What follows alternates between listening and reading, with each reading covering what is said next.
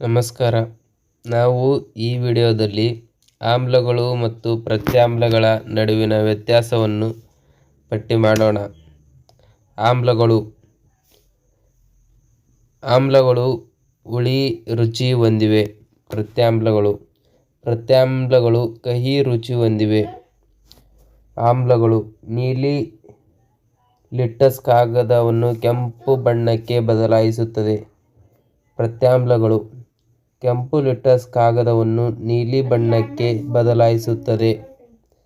ಆಮ್ಲಗಳು ಹೈಡ್ರೋಜನ್ ಅಯಾನುಗಳನ್ನು ಹೊಂದಿವೆ.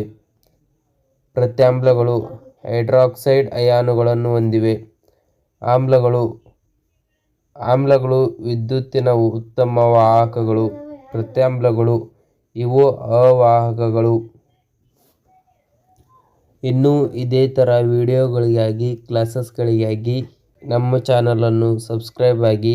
ಇನ್ನೂ ಇದೇ ಥರ ನೋಟ್ಸ್ಗಳಿಗಾಗಿ PDF ಮತ್ತು ಕ್ಲಾಸಸ್ಗಳಿಗಾಗಿ ಕೆಳಗಡೆ ಇರುವ ಡಿಸ್ಕ್ರಿಪ್ಷನ್ನಲ್ಲಿ ವಾಟ್ಸಪ್ ಲಿಂಕ್ ಇದೆ. ಲಿಂಕನ್ನು ಕ್ಲಿಕ್ ಮಾಡಿ ನಮ್ಮ ವಾಟ್ಸಪ್ ಗ್ರೂಪ್ಗೆ ಜಾಯ್ನ್ ಆಗಿ.